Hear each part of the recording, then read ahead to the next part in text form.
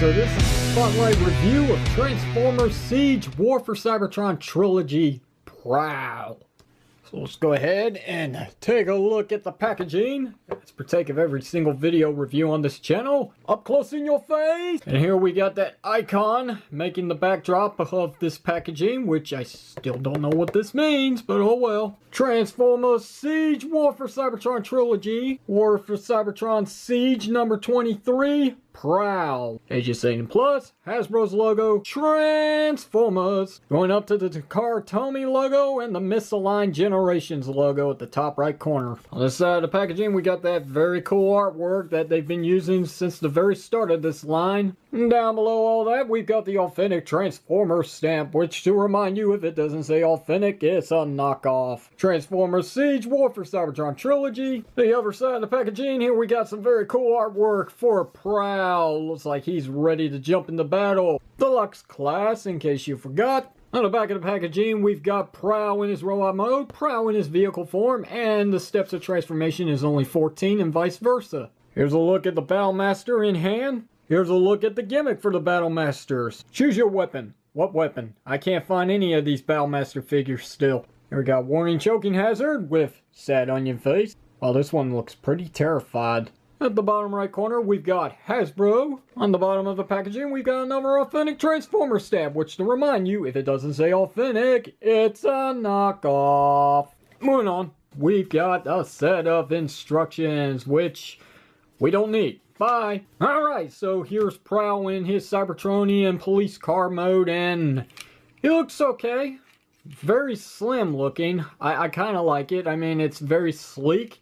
This looks like it would make a very nice Decepticon, because it's going to happen. We're getting a barricade. A non-Generation 1 Transformer.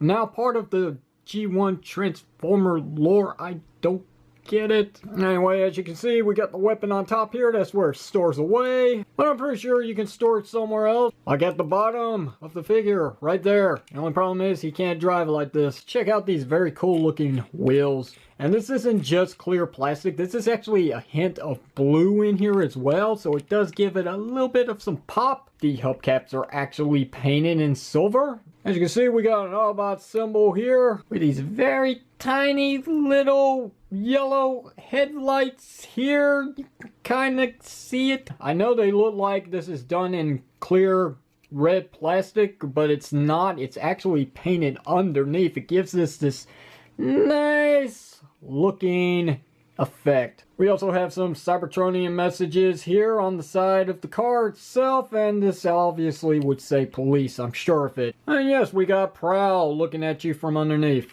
Okay, so we're done in looking at the vehicle mode, so let's dare to compare with previously reviewed Ironhide and Sideswipe. And so moving right along to the transformation of this video, let's go ahead and start off by removing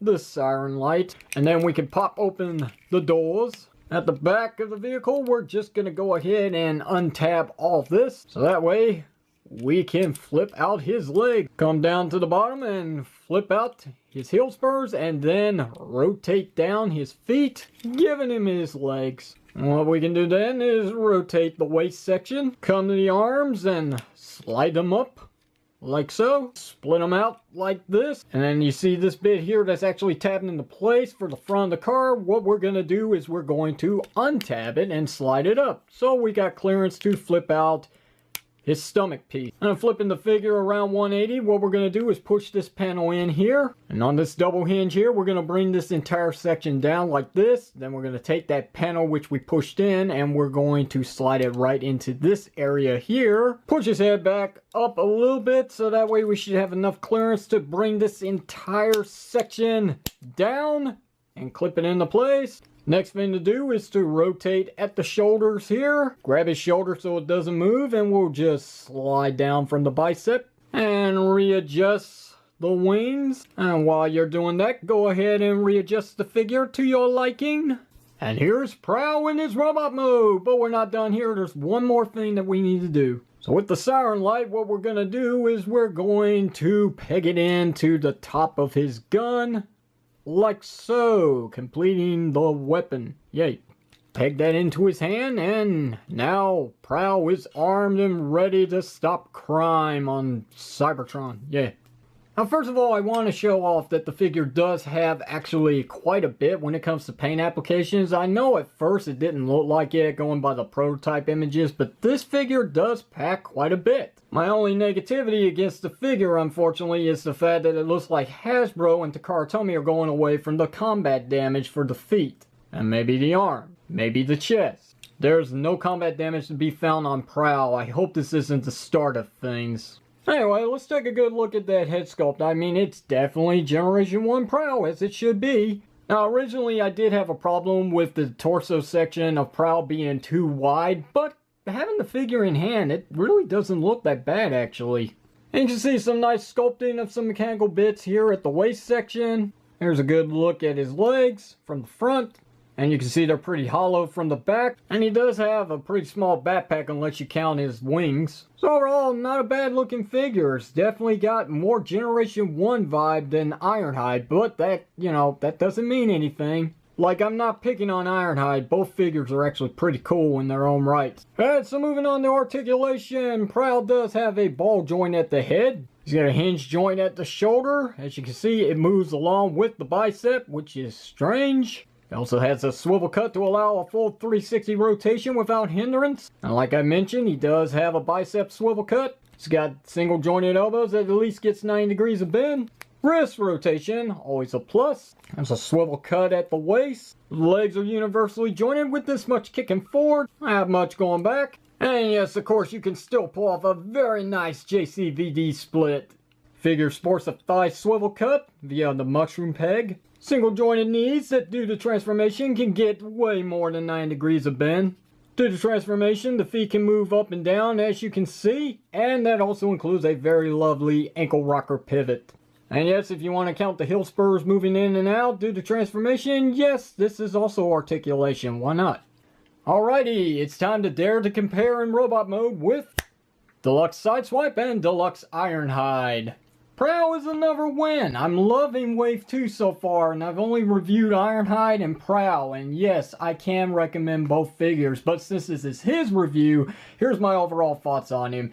If you see him in stores, don't pass him up. I don't think Prowl's going to get any better than this for a while when it comes to the Chug line. I really didn't think I was going to like this figure at first because the original images that they were showcasing this figure via the prototype just didn't look as good as he actually does in hand.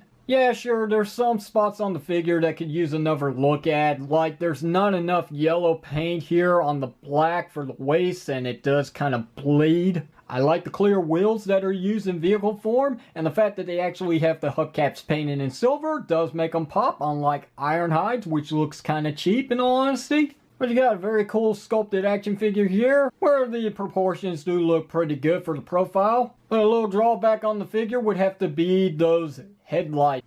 Like up close you can really see where they painted them, but from far away it's like they skipped it. Be that as it may, Deluxe Prowl gives me a lot more than I want and a lot less than I really didn't need. And I know some people would actually complain about the hollowness to his legs in robot mode, but I think they offered enough as it is to just let it be forgiven. He's a really good figure. Great paint applications, loads of articulation, and I'm loving the fact that there's no loose joints on this figure, especially at the ball joints for the hips. That can be a problem sometimes. Yes, I can recommend Prowl a lot more than I can Ironhide. So I'm going to go ahead and close this up by saying if you have any questions or comments, you know what to do. Hit it down below in the comment section of the video. If you like today's video review, hit the thumbs up button. Don't forget to give me a sub up. If you didn't like it, hit the thumbs down. Don't forget to throw in the towel. And until then, my friends, this is the unprofessional toy reviewer Hasbro sign off by saying when the opportunity persists, don't give up on your dreams. Siege the moment. And thank you for watching.